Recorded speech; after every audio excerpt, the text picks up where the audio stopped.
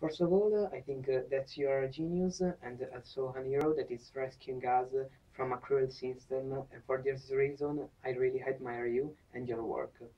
I would ask you only three questions that I'd like to share with other people at the Movement of Life blog that I'm going to start in cooperation with Paul and Lee Taylor and Joseph Cerula.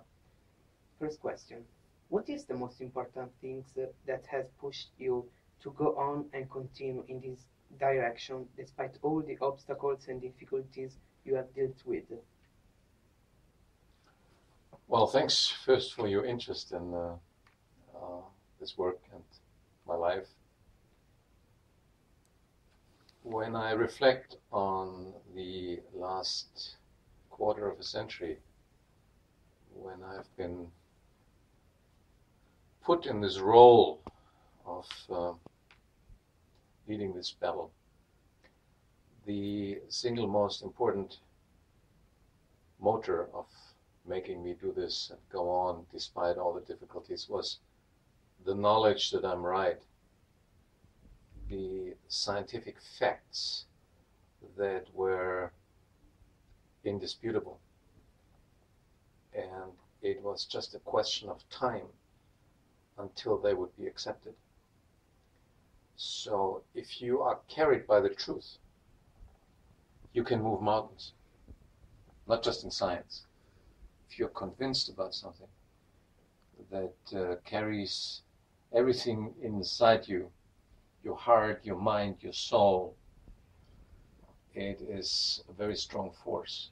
And that was what drove me to tolerate and overcome all the obstacles that have been put in the way. Okay, thank you. The second question, have you ever been afraid that this very big and amazing project could fail? No. I was never doubting that one day the truth will be accepted everywhere in the world. The only question was when. Would I be still around when that happens? In other words, would it happen during my lifetime? And I remember that Dr. Natswicki, the head of our research institute, and we spoke several times about that 25 years ago. Are we going to see the change happening? Are we going to see universities do research in the area of micronutrients in the fight against cancer and heart disease? And we were not sure. We were thinking, well, maybe the opposition is too big. The economic interests, the status quo against us is too powerful. But they were not. As I see it happening now, there is a huge transformation happening on a global scale.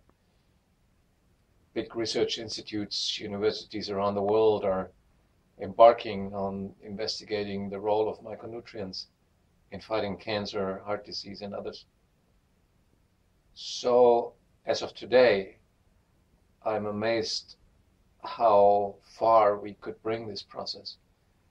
And I'm convinced that we will still be alive when this knowledge about the possibility to prevent and reduce heart disease, cancer, Alzheimer, osteoporosis, diabetes, and other diseases will be accepted and will be practiced in the hospitals and doctors' offices around the world. Next question. Who are the people you would thank for the incredible person you are and for the huge challenge you are struggling for? Well, I would need to go back a little bit. The first people responsible for who I am and who I became in life were my parents. And they set a good role model for me and my sisters to not just take, but also to give. To not just have, but also to be for others. Without those roots, I would not have been able to go that path. And then along my scientific career came several scientists who influenced my path. One of them was a two-time Nobel laureate Linus Pauling, who became very close to me. And I remember one day he told me, Matthias, the more I observe you, the more I see myself at your age.